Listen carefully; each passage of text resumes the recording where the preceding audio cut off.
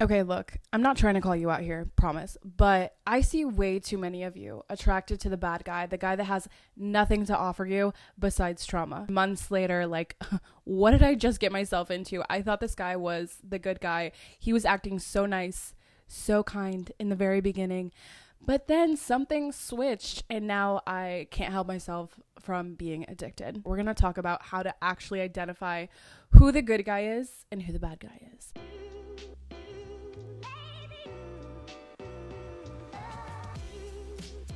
Welcome back to another episode of Way Too Wifey. I'm your host, respectfully Gabby, and in this podcast we talk all things dating and relationships in this modern day. And if you are new here, hi, I'm Gabby. I'm an online dating coach where I help you transform your confidence to live your best lives inside and outside of relationships. You guys, it all starts from within. I can absolutely assure you that if you feel chaotic and unsure about yourself and you're rocked at your core, then I can promise you your love life is going to be very interesting roller coaster, to say the least. If you are interested in coaching in any capacity, please hit the stand link in my bio or in the episode description, and I would absolutely love to work with you. If you don't want to work together and just write in, I have tons of people writing in, so that's another option. Super cheap, super to the point.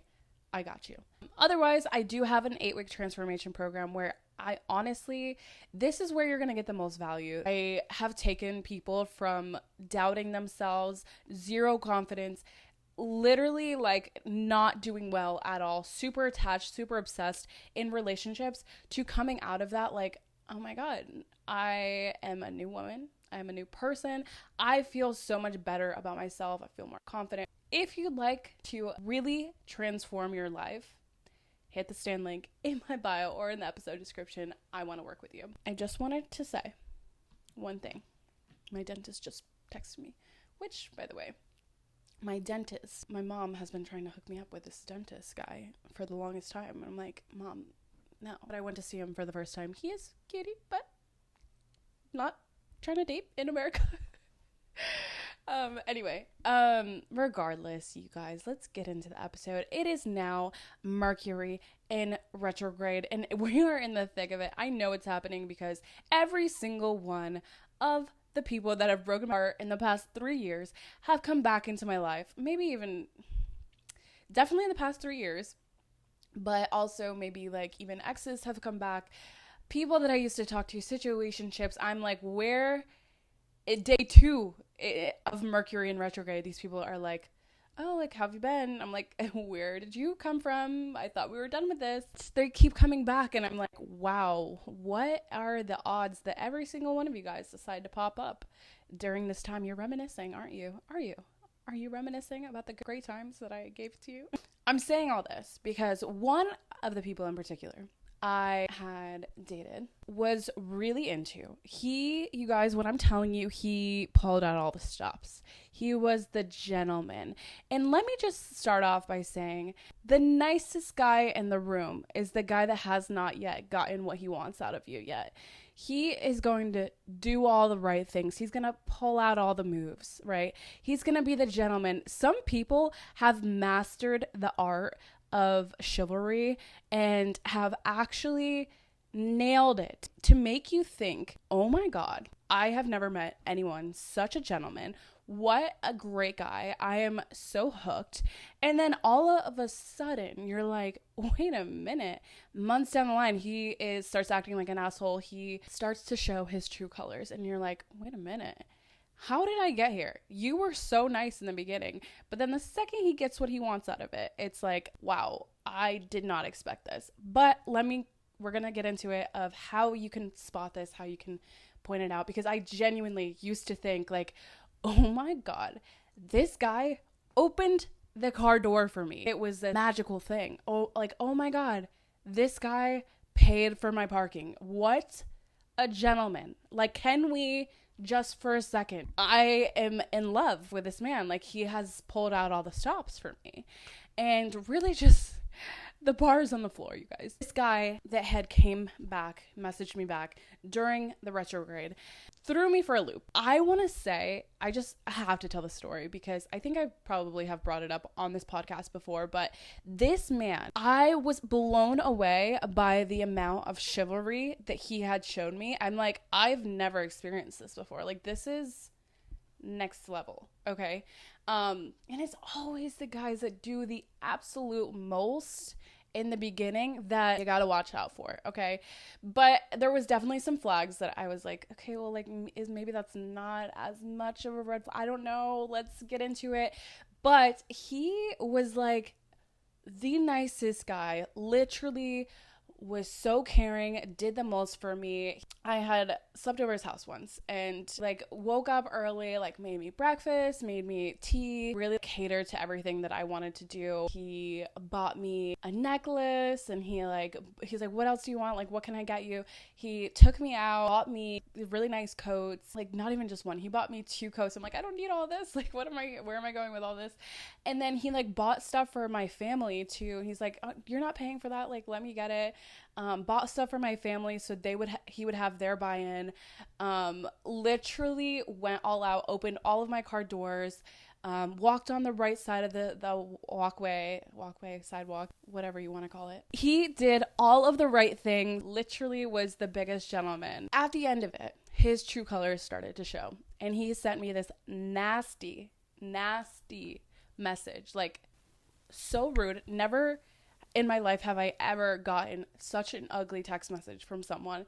I looked at it and I did not even respond because I'm like, I don't know how you think that you can treat me like this. Like, this is wild for you to even say all of these things. Like, it's clearly coming from a place of you being insecure, and I'm not going to play into it because I'm not insecure about these things at all, but it's just rude and ugly for you to take that out on me because I've absolutely done nothing wrong here. A lot of trust issues on his end, a lot of growing up to do on his end. And honestly, like, I bought into it, so it's partially my like, I'm gonna take responsibility here. I bought into a lot of the bullshit, so partially my own fault, right? But I didn't realize that it could get that ugly. How do you know who's a good guy and who's not a good guy? Because sometimes in the beginning, it is so hard to tell because you're like, he's doing everything for me. He is doing the most. He's putting in all this effort. He really, truly likes me. Like, I can't tell anything else. Like, he seems like a good guy, right? But genuinely, there were some things that I kind of overlooked, maybe on purpose, that I didn't want to see because I was really into him at the time. There are way too many guys that have mastered the art of manipulation, of how to get what they want out of you. And they will pull out any stops. They will be the best them that they can be until they get what they want. As soon as they get what they want, it's game over. You start to see their true colors. So let's talk about it. Things to watch out for. First and foremost, number 1, kindness is so important.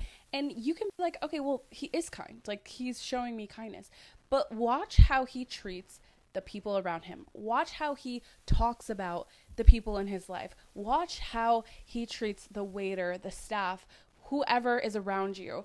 Not just you, because I can guarantee you, I'm saying this again, but the guy that hasn't got what he wants out of you yet is going to be the nicest guy to you. So not just kind to you, but kind to anyone else out there. How is he treating the people around him?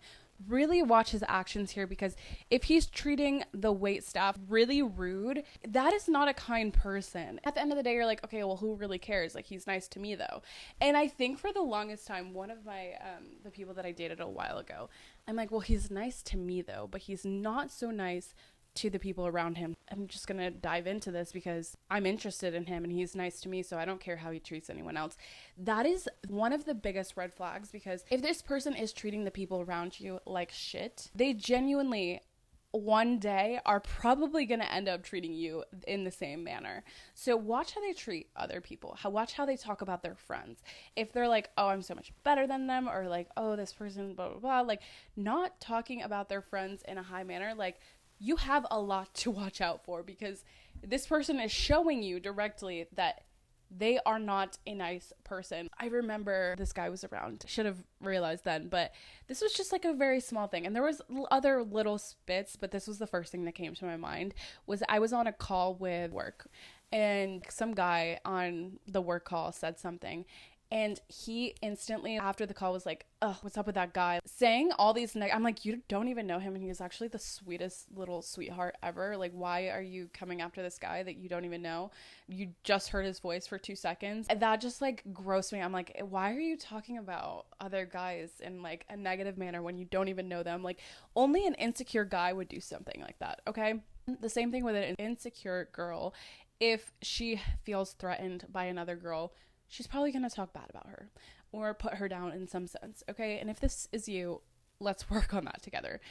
But anyway, number 1, kindness. Watch how they treat others. Watch how they speak about other people. Genuinely, do they have any sense of caring and empathy about you and other people? Number 2, is he genuinely interested in what you have to say? I think a lot of times when you're dating and when you're getting to know people, the person that really is about you and really looking to get to know you, you can tell right away because they're interested in what you have to say. And it doesn't matter if you're talking about like whatever. If they are genuinely interested, that's a guy you want to keep around, because I can guarantee the guy that's only putting on the act, he's not going to be able to put on an act when you're talking and he doesn't care about something. He's just going to either change his topic, put the topic back on himself, talk about something else. It's going to be very evident that he doesn't care about what you're saying.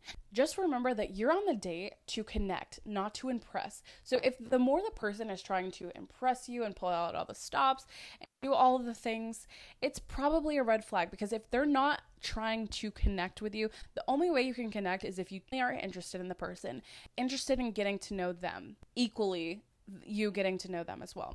If one of you are not connecting, you're probably trying to impress the other person of like, hey, look at all the nice things I have and all the things I could do, and look at my life and how great it is. You're not forming a genuine connection by doing this. Does he care about what you have to say? There's this one guy I was texting with quite a bit, and I just remember him saying this one thing because I'm like, oh my God, what a little sweet pea. We were on the phone once and I forgot at one point what I had to say. And I was like, honestly, I forgot what I had to say. It probably doesn't even matter. And he's like, no, everything that you say matters. And I was like, oh my God, what a little nugget. But he genuinely cared about what I had to say. I know from the bottom of my heart that he was a solid person. That just kind of stuck with me because I'm like, yeah, the guy that is interested in you is going to care about what you have to say. Number 3, does he value your opinions? Is he willing to compromise on certain things? So for instance, the guy that I was talking to that like turned into the bad guy, every time we had a conflicting opinion, he would shut it down really quick and like not try to have the conversation, speed on to the next topic, because he didn't want to hear me out on anything. And also, this is a very small thing, but even down to the music that we would listen to. Thinking about this, because if I was really truly interested in someone, I want to hear what music they listen to. And I'm not going to be like, what are you into? Like, I want you to put me onto music. I want to put you onto music. I love music, okay? And whenever we had this time where we were sharing music with each other, and he was like, why are you playing songs that I don't know? Like, got so angry about it. And I would put on songs. I'm like, you would love this song. I think you would really like this song. And he was so angry because like it felt like a competition. I'm like, why are we, like, every time I would put on a song that he didn't know, he's like, let's change this. Let's put something on that I like. And then would change the song to something that he would like. Didn't care about my input to the conversation about music. Like, it was so small. And I get it, like, it's like kind of insignificant, but it's these little moments. If a guy was really interested in me, he'd be like, oh, like, let's listen to, you know, something that you want to listen to, or I'll compromise. Maybe this isn't my favorite song, but I'll listen to it with you. Not that big of a deal. Or if he was really not feeling it, fine, we'll change it. But he just didn't like the fact that he didn't know the song and I did. Like, anyway, just small things like this you need to be able to pick up on as they're happening. Little data point collections of, you know, that didn't feel right. And I don't like the way that you approach that. And I'm going to take a little tally on it. We're going to take moments like this. Mental note in your mind. Didn't like how that felt. Okay, we're going to move on to the next thing. But the more little tallies that you have, little data points that you have in your mind, all of these little things are starting to add up. I'm not saying like, oh, I didn't like the way he wore that t-shirt. Their qualities about them and how they're acting in ways that you don't like or makes you feel uncomfortable, these are things that we need to take note of. Not necessarily like, oh, I didn't like the way he wore that thing, like that icked me out, or like small icks. It doesn't matter. Don't take note of those. You're gonna be able to look past those one day if you really genuinely like the person. Number 4, does he care about your safety? This one is so huge, okay? The guy that likes you is going to care about your safety, about you feeling good. Is he like walking you to your car to make sure you get there okay, or your train stop to make sure you get there okay? Does he care about you getting home safely? Check in with you after weren't feeling well, make sure that you're feeling okay. Like, these small things do add up over time. I know that, for an example, one that I've been kind of talking to recently, when I had my ear problem where I literally could not hear for 2.5 weeks, was deaf. He checked in, not every day, but he checked in every couple of days to make sure that I was okay, and that he's like, how are your ears? Like, I'm concerned about you. If they have concern about you at all, like, it is a good indication that they care about you. I remember one instance where someone didn't care, and I was talking to this guy a while ago. This was when I had flown to London for the first time, and I actually passed out on the flight. I literally fainted. I don't remember a thing. I blacked out completely. I was on the back of the plane, laying down on the floor. One of the flight attendants had caught my fall and like broke my fall to the ground. I don't remember any of it. I just remember waking up with like some lady's face this close to my face. I'm like, where am I? What happened? Like, who are you? And why are you in my face? It was such a scary experience for me. And I had texted him when I landed. I'm like, oh my God, fainted on the flight. It was really scary. And he like sent a picture of him golfing and did not have any concern in the world. Did not ask if I was okay. Completely disregarded the fact that I was not well on the plane. And I was like, damn, that's really rude. Thought I was gonna die. I almost flew out the window because my head almost hit the door of the plane. And you don't give a fuck. Not only that, but I remember at the time, maybe like a couple weeks prior, Florida had a pretty bad hurricane. And if you know anything about hurricanes, is that it can get really bad. The flooding, people have lost their lives. People have lost their homes in hurricanes. And there was a hurricane heading like straight to my town. I was like, oh yeah, like there's a hurricane coming tonight. I'm a little worried. Did not care at all. Completely dismissed the fact that I said this and said something else, changed the topic about whatever, about him, about whatever. I'm like, I don't like this. Why don't you care at all when something is like, and like sometimes I get that I'm a little dramatic on things, but like for some big things, like why do you not have any concern in the world? These are the things you need to watch out for, okay? Not even that it'll be an intentional test, but I like to see how people react when I do bring up things like, oh yeah, I went through this thing or this thing happened to me. I want to know how this person is going to react, because if I was in a crisis situation, I want to know that you have my back and that you're there for me and that I'm secure with you. I don't want to be with someone who does not care about my safety, my security, my livelihood at all. Like, I want you to care if I'm safe. Okay, and that is like the biggest thing that guys can provide, is that amount of safety. Like, that is to protect, to provide. These are guys things that they should be, men will do if they care about you. Do they care about your safety? Is this person willing to protect you if needed? Okay, that's like a huge thing. And then lastly, if they are making sexual advances very early on, the nice guy, the good guy is not gonna do this. He is going to take his time with things. He's going to make sure that you feel safe enough with him and allow you to make the first moves in that sense. Wait it out until you feel comfortable with the situation. He's not going to be too pushy. He's not going to be like so touchy. There is a time and place for everything, but early on, if he is all over you and breaking that barrier so you think that you're closer to him, just know that that guy is not the good guy. He's not the good, nice guy. Maybe you got to this point in the episode and you're like, well, like, why is it important? I love the bad guy, or I love the guy that acts good but it really isn't. Here's the thing, and that's cool if that's the phase of your life that you're in, because I've totally been there, and it was a journey and a lot of heartbreak and disappointment trying to fix someone that is not fixable. You're gonna get to a point where that does get old and you want to be treated right because you treat yourself right. I want you to think about it like this. If when you're older,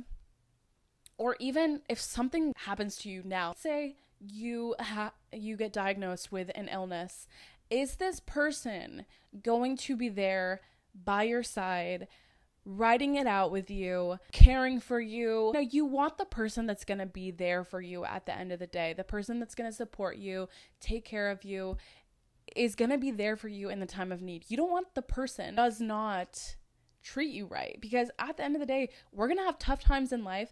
You want someone who's going to be a rock next to you, not someone that's going to treat you like shit when you're already down in the dumps. Pick the person at the end of the day that you can look back on, think, oh my God, you know what? I'm so glad I picked this person. We're on our dying bed together, and this person genuinely cares, and I'm so glad that I chose the person that cares about me. Because had I chose the asshole Chad that literally treated you like shit and was manipulative and argued and bickered all the time, if you chose that person, I can guarantee you getting to the end of your life like, fuck this guy. Like, honestly, can't stand this guy. Or you'll end up getting a divorce before then, or whatever the case is. But you don't want to be in a situation where you're in a crisis, a family member dies and you need someone to be there for you, and then they're treating you like shit, or they genuinely don't care. That's what matters at the end of the day. You want someone who's going to be there for you. So stop choosing. I mean, again, if you have some things to learn, by all means, if you're still interested in the bad guy or the bad guy who plays the nice guy role, by all means do what you need to do, because sometimes you just have to get it out of your system until you realize that you want better for yourself. But if you're tired of that and you genuinely want to attract the nice guy. Anyway, that is it for this week's episode, and I will see you all next Tuesday. If you guys could please leave that 5-star rating, leave that thumbs up, hit that subscribe button, turn on your bell notification so you'll never miss another episode, and then I will see you all next Tuesday. Love you all.